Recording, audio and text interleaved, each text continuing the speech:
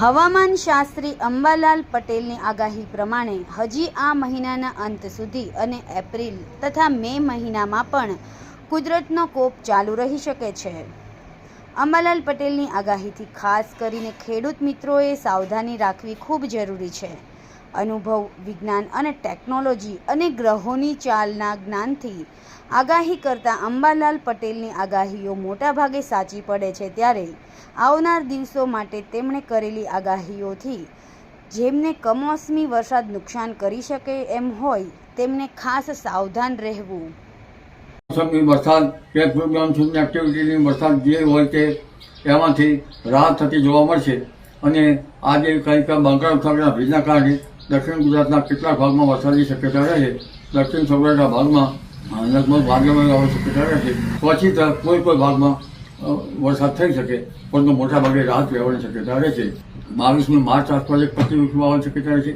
પછીથી 28 માર્ચમાં એક પશ્ચિમ આવવાની શક્યતા રહે છે, જેની અસર ગુજરાતમાં વાદળવાયુ આવવાની શક્યતા રહે છે। લગભગ મે મહિનામાં લગ્ન વધારે હોય છે, વૈશાખ મહિનામાં અને મે મહિનામાં।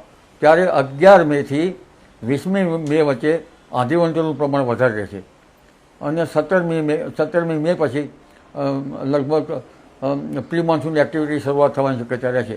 એટલે એપ્રિલ માસમાં 26મી એપ્રિલ તો ગરમી પડશે અને જેવી ગરમી પડી એટલે પ્રી મોન્સૂન એક્ટિવિટી શરૂ થઈ ગઈ। એટલે એપ્રિલ માસમાં વૈશાખ મહિનામાં જ્યારે મુહૂર્ત હોય, અખાત્રીજની આસપાસ જ્યારે મુહૂર્ત હોય ત્યારે હવામાનમાં પલટા આવતા જ જશે એક પછી એક।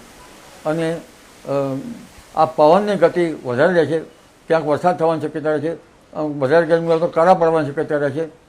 એટલે આ વખતે 11 થી 20 મેમાં કાળજી રાખવી પડશે।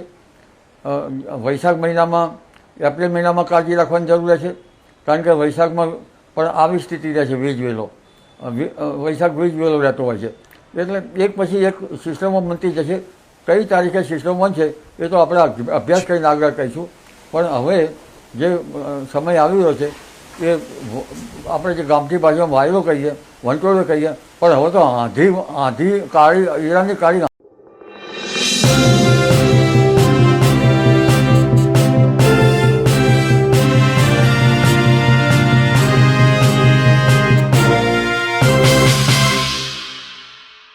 સમાજ માટે, સત્ય માટે, સત્યપૂર્ણ સમાચાર પ્રસારણ આપના મોબાઈલ પર તરત જ લાઈક કરો, શેર કરો અને સબસ્ક્રાઈબ પણ કરો।